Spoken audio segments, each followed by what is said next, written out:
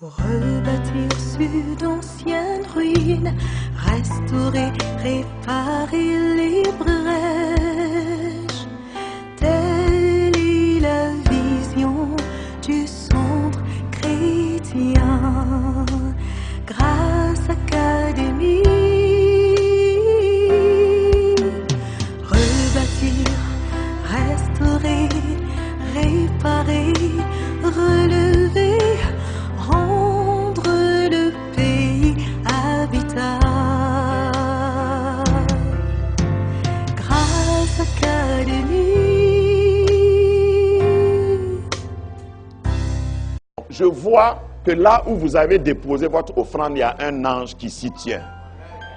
Un ange se tient là et la plaie, toute plaie, et je le dis par l'autorité que le Seigneur me donne, toute plaie dans ta vie, toute peste, même si c'est la colère de Dieu qui s'était déclenchée, même si c'était un jugement qui s'abattait sur ta vie, à cause de l'acte que tu as posé, Dieu va retirer la plaie.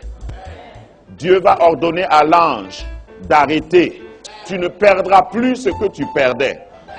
Tu ne vas plus pleurer.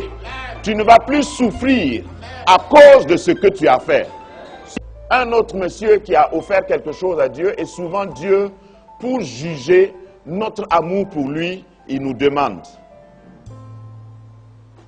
le sacrifice suprême en dehors de Jésus, dans la parole de Dieu, c'est le sacrifice d'Isaac que Abraham a voulu faire. Et quand vous lisez, vous voyez qu'à la fin, quand Dieu a parlé, j'aime trop ce passage aussi, quand Dieu a parlé à Abraham en disant, lève-toi, prends ton fils, ton unique, Isaac. Quelle précision. Dis à ton voisin, Dieu nous connaît. Hein? Parce que si Dieu disait à Abraham, lève-toi, prends ton fils, va à Morija, qui est-ce que Abraham allait prendre? Donc Dieu connaît. Il a dit, si c'était un mot aussi, voilà une occasion pour me débarrasser de cet enfant qui me crée des problèmes avec ma femme. Je sais que le reste de la nuit, Abraham n'a pas dormi. Parce que tu ne peux pas recevoir un message comme ça et puis dormir. J'ai enseigné sur ça une fois et j'ai dit, c'est important de connaître la voix de Dieu. Il y en a qui connaissent Dieu, mais ils ne connaissent pas la voix de Dieu. La voix audible. Parce que quand tu ne connais pas la voix de Dieu, quelquefois Dieu va parler, tu vas chasser le diable. Si Abraham ne connaissait pas la voix de Dieu, ça là, il allait dire non, ça peut pas être Dieu qui me demande de tuer mon fils. Jamais. Arrière de moi, Satan. C'est parce qu'il connaissait la voix de Dieu quand il est arrivé à Morija et il a levé son couteau pour égorger son fils. La même voix a retenti. Et il a su, ça c'est Dieu.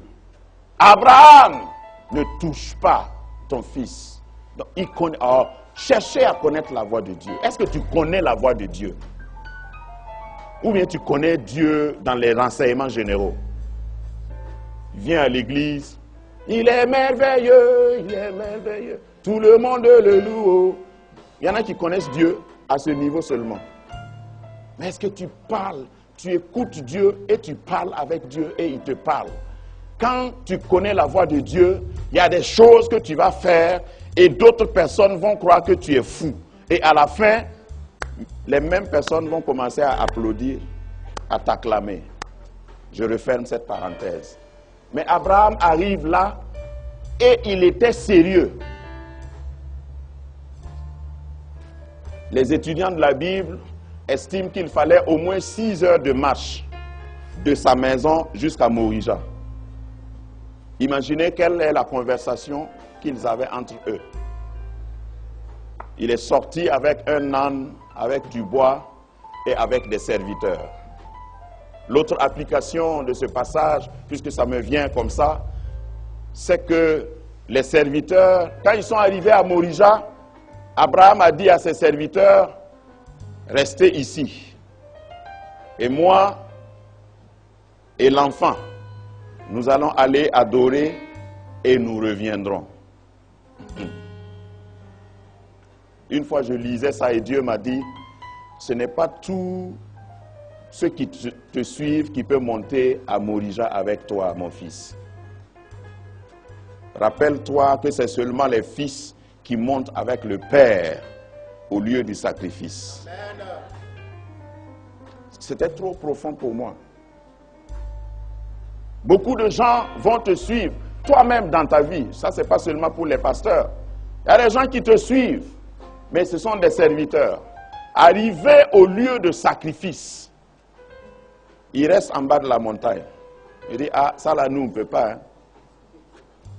D'ailleurs, le vieux là, qu'est-ce qui prouve même qu'il n'a pas perdu la raison? Nous-mêmes, on remarquait, depuis 3 ans maintenant, il est bizarre. Depuis quand Dieu va te demander de faire ce que tu fais là.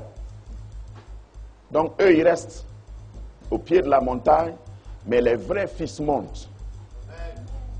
Et quand ils sont arrivés à la montagne, je ne sais pas quelle conversation papa Abraham a eue avec son fils, mais Dieu a intervenu et il n'a pas tué son fils. Ce à quoi je voulais arriver, c'est quand il a levé la main, Dieu a fait retentir la même voix en disant, Abraham, ne touche pas, ne fais aucun mal à ton fils. Parce que maintenant, dis maintenant, maintenant, je sais que tu m'aimes, que tu crains Dieu. Car je sais maintenant que tu crains Dieu. Donc, il y a des niveaux. Il y a des niveaux. Tu peux connaître Dieu, mais ne pas le craindre. Et tu dois poser des actes pour que Dieu, pour prouver à toi-même et à Dieu, et puis à celui qui regarde, que tu crains Dieu. Je n'ai pas le temps, mais si vous lisez le reste, c'est après cet événement-là que Dieu a commencé à bénir Abraham. Je le jure par moi-même, verset 16. Vous avez déjà entendu Dieu jurer? Les théologiens appellent ça, en théologie on appelle ça des formules ou des mots anthropomorphiques. Dieu prend des mots d'homme. Quand on dit la main de Dieu n'est pas courte, ça ne veut pas dire que sa main là quitte le ciel, traverse Jupiter, Mars, et puis non. Quand on dit la main de Dieu n'est pas courte, c'est une façon de parler pour que tu comprennes. Donc ici, Dieu dit, je le jure.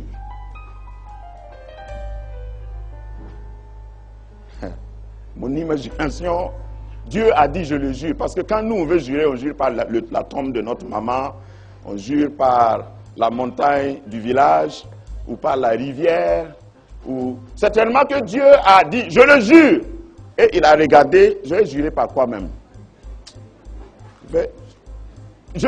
Non, cette montagne c'est moi qui ai créé, je le jure par Mars, non, c'est moi qui ai créé Mars, Jupiter aussi, il dit je le jure donc par moi-même.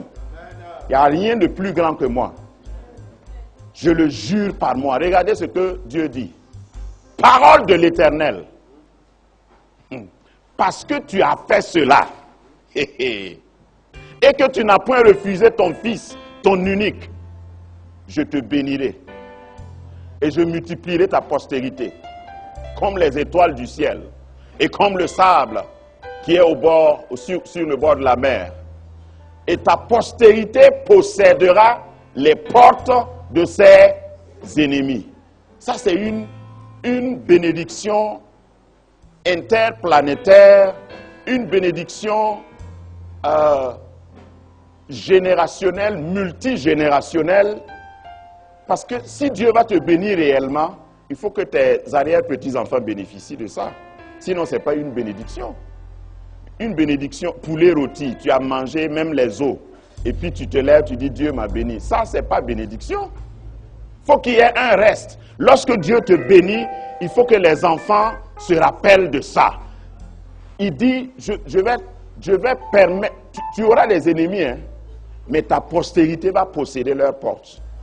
Je vais expliquer ça. Dans le contexte biblique, la porte, où l'Assemblée nationale, représentation du peuple, qu'on appelait les anciens, ils siégeaient à la porte. Et particulièrement la ville d'Israël l'ancienne ville d'Israël était clôturée par des murailles. Et ces murailles avaient des portes, il y avait des entrées. Et là où siégeaient les anciens pour décider, discuter des affaires du peuple d'Israël, c'était à la porte. Et c'était comme ça dans toutes les villes organisées. Si tu ne possèdes pas les anciens, c'est-à-dire les portes, tu ne peux pas posséder la ville. Les ennemis n'ont qu'à se rassembler. Quand toi tu vas arriver, tu possèdes leurs portes. Ça veut dire que tu les dépouilles entièrement. Et il dit, je multiplierai ta postérité. Toutes les nations de la terre seront bénies en ta postérité, parce que tu as obéi à ma voix. Waouh! Dis à ton voisin, c'est ce que moi-même je cherche. Non, c'est vrai, hein? Moi je le dis pour moi. Ce que je cherche, c'est que Dieu ait une conversation comme ça avec moi. Voilà, et le lendemain quand je vais sortir, que tu t'appelles sorcier, que tu t'appelles devin, que tu t'appelles méchant, surtout si tu t'appelles mon ennemi, je te regarde et je souris parce que je sais que je vais posséder tes portes. Alléluia. Tout ça à cause d'un acte qu'il a posé. Je ne suis pas en train de dire que tes offrandes vont remplacer ta conversion ou ta sainteté. Non. Mais une fois que tu es dedans, une fois que tu t'es converti, que tu mènes une vie de sainteté, que tu chantes et tu dis Seigneur, je t'aime, n'oublie pas ces secrets-là. Parce que je les appelle des secrets. Des secrets d'abondance. Toute prospérité matérielle est liée aux offrandes. Tu ne peux pas être prospère matériellement si tu ne donnes rien. Mais je préfère te dire, attends d'être convaincu avant de donner. Alors, Dieu paie bien ses ouvriers. En tout cas, ceux qui sont fidèles. Va demander à David, il te dira. À son vieux âge, il a dit, j'ai été jeune, j'ai grandi, je n'ai jamais vu le juste abandonné, ni sa postérité mendiant son pain. Donc, tout vrai serviteur ne va jamais mendier son pain. Donc, si tu vois un serviteur qui mendie son pain, il est suspect. C'est moi qui dis ça. Dieu est où pour que tu sois obligé de mendier ton pain? Donc, la prospérité matérielle est attachée à ce secret. Fais tout pour entrer dans cette alliance avec Dieu. Parce que même dans le cas d'une peste, je ne pourrais plus lire les autres passages, dans le cas d'une peste, d'un malheur qui s'abat, une offrande a changé la donne. Une offrande faite de bon cœur, parce que j'ai insisté sur la manière de faire, a changé, a renversé la donne. Et je vais vous dire quoi, en tant que pasteur, il y a certaines prières que je ne peux pas faire à la hâte. Ça ne veut pas dire que je prie à la hâte, mais certaines prières. Par exemple, quelqu'un est venu avec son premier salaire, me dire, j'ai fait un vœu à Dieu, j'ai dit, si Dieu me donne un emploi, je vais lui consacrer tout mon premier salaire. Papa, il faut prier pour moi. Vous croyez que je peux prier à la hâte? C'est que je ne connais pas Dieu. Cette personne-là, comment elle va faire le reste du mois pour aller au boulot? J'ai essayé de dissuader, j'ai dit, bon, il faut donner la moitié comme tu dois. Il dit, non, non, non, non, non, ça c'est entre Dieu et moi. Bon, pour prier pour ça, là,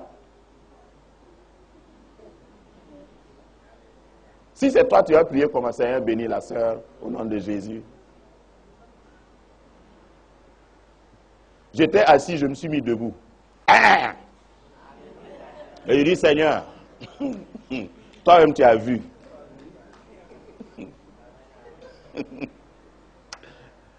Ça là, ça c'est entre toi et elle. Si elle pleure à la maison, c'est pas bien, hein? Seigneur, il faut que tu montres à elle et à tous ses parents que tu es Dieu. Mais c'est un niveau de foi. Ce n'est pas tout le monde qui peut faire ça. Parce que ce n'est pas écrit. Donc le don, parce qu'il y a des gens qui viennent me demander souvent pour donner là-haut. J'ai pris un prêt. Bon, est-ce qu'on peut prendre un prêt et enlever dedans pour donner? Moi, je dis souvent, je ne sais pas. Toi et ton Dieu, là, vous avez convenu comment? Donc, il n'y a pas de règles, parce qu'il y a des gens qui veulent des règles. Même dans la dîme, il y en a qui disent 10%. Ok, j'ai 100 francs. Prends tes 10 francs et laisse-moi tranquille. Si tu es en communion avec Dieu, comme je connais quelqu'un qui l'a fait pendant un temps, chaque fois il avait qu'une certaine somme. Et il dit, Seigneur, moi je vais changer de dimension. Donc je ne vais pas te donner la dîme. Moi je vais garder les 10% et je vais te donner les 90%. Parce que je veux changer de dimension. Je voudrais dire que quand on change de dimension, ce n'est pas aller de 1 à 2. C'est quand on va de 1 à 10. C'est ça le changement de dimension. Nous tirons notre fondement de Ésaïe 58, le verset 12, qui dit « Les tiens rebâtiront sur d'anciennes ruines. Tu releveras des fondements antiques. On t'appellera réparateur des brèches, celui qui restaure les chemins, qui rend le pays habitable. » Notre credo, l'unité dans les choses essentielles, la liberté utile dans les choses non essentielles et l'amour en toutes choses.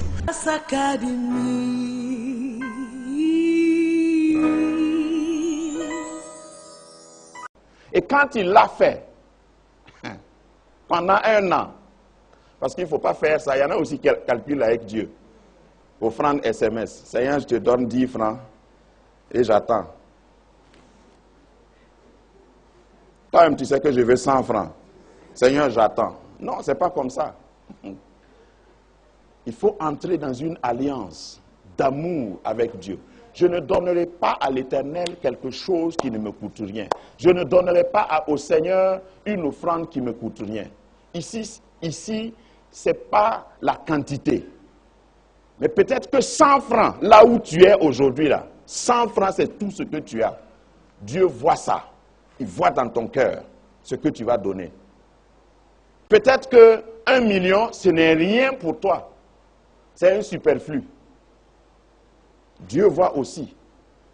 Donc chacun doit donner, je clôture ce message. Ce n'était pas un enseignement sur l'offrande, mais chaque fois qu'on aborde ces sujets sensibles, j'aime mettre l'équilibre. Ton beaucoup n'est pas mon beaucoup. Dis-le à ton voisin d'ailleurs. Voilà. Chacun doit donner à son niveau. Et ne me juge pas. Parce que toi, tu as donné une caisse et moi, j'ai donné un panier. Ne me juge pas. Tu ne sais pas comment je vis. Tu ne sais pas ce que je gagne.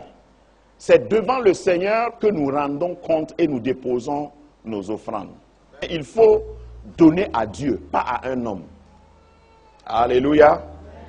En la matière, personnellement, j'aime donner dans des situations où je sais qu'on ne va même pas me retourner la fin. Si vous donnez à quelqu'un, donc vous êtes persuadé que ni demain ni après-demain la personne ne va vous retourner, c'est assez motivateur. Et vous savez que vous donnez à Dieu. Je voudrais prier pour chacun de vous. Dieu va permettre que tu puisses effectivement régner. Tu puisses t'établir en roi. Quand un roi est pauvre, il est roi mais il n'est pas royal. Vous savez qu'il y a des rois qui ne sont pas royaux.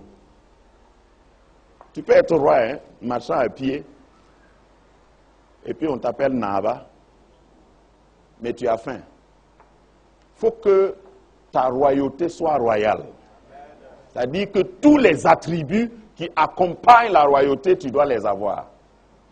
Même si tu as un petit bâton, et ça m'a toujours impressionné quand certains rois marchent, et puis il y a un musicien qui suit, et il y a quelqu'un qui tient son sac, et il y a une autre personne qui est là, et puis il parle doucement, et lui il parle à haute voix.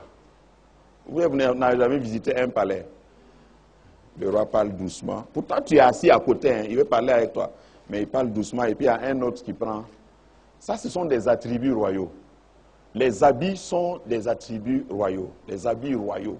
La couronne est un attribut royal. Il ne faut pas être un roi sans couronne. Il faut qu'il y ait des métaux précieux, hein, des perles. Et de loin, que ta couronne soit distinguée. Regarde, que dans ton service, même s'il y a 150 employés, quand on va voir ta tête, que ta tête soit différente. Parce que tu es royal. Parce que Dieu t'a couronné de bonté. Dieu t'a couronné de sa faveur. Et là où tu arrives, les gens échouaient. Et toi, tu arrives, tu n'as pas appris et tu réussis. On te demande quel est ton secret et tu dis, ah, moi-même je ne sais pas où. C'est la faveur de Dieu. Que la faveur de Dieu s'attache à ta vie. Que la faveur de Dieu s'attache à ce que tu fais. Que ce que ta main touche prospère. Que toute personne qui va poser un piège contre toi, sur le plan professionnel, sur le plan social, sur le plan spirituel, que ce piège se referme sur celui qui l'a posé. Que toute personne ou tout démon, tout esprit méchant qui va s'attaquer à toi ou à ta famille, aux membres de ta famille, à tes biens, que les anges les repèrent et que le jugement de Dieu s'abatte sur ces personnes. Que la grâce et la faveur de Dieu vous enveloppent. Que vous n'ayez pas à expliquer à votre ennemi, mais qu'il vous voit prospérer. Que de vos yeux seulement vous voyez la rétribution des méchants. Que la faveur de Dieu, que la grâce de Dieu, que l'amour de Dieu abonde et couvre votre sentier et que vous marchiez de victoire en victoire, de gloire en gloire. Je vous bénis au nom de Jésus. Je bénis vos enfants. Votre postérité est bénie. Vos affaires sont bénies. Vous allez vivre pour voir cette prospérité. Que le Seigneur vous fasse du bien. Au nom invincible de Jésus, le roi de gloire. Amen. Amen. Amen. Soyez bénis.